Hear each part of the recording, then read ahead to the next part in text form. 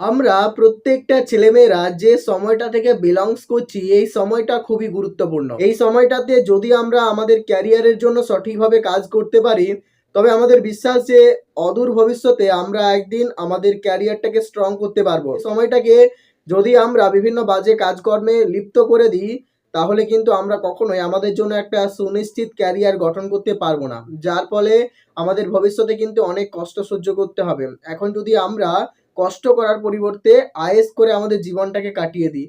প্রত্যেকের জীবনেরই একটা লক্ষ্য থাকা অতি আবশ্যক দরকারি। লক্ষ্য ছাড়া জীবন কখনোই সামনের দিকে এগিয়ে চলতে পারে না সুষ্ঠুভাবে।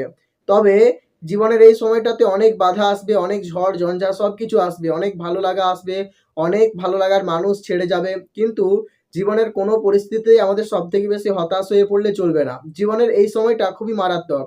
এই সময়টাতে যদি আমরা কিছু পাই, তবে আমরা তার আনন্দে অধিক উচ্ছ্বসিত হয়ে পড়ি।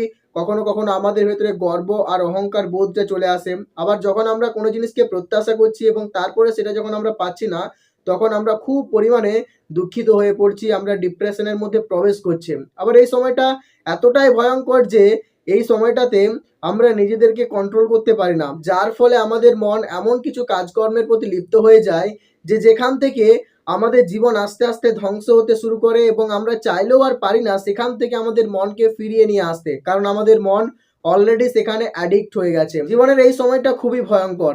একবার যদি তোমার মন খারাপ অভ্যাসের দিকে চলে যায়, এখান থেকে পুনরায় তোমার মনকে কোনো ভালো অভ্যাসের দিকে নিয়ে আসতে কোনো ব্যক্তি এই জীবনের এই সময়টাতে নিজে নিজে খারাপ হয়ে যায় না।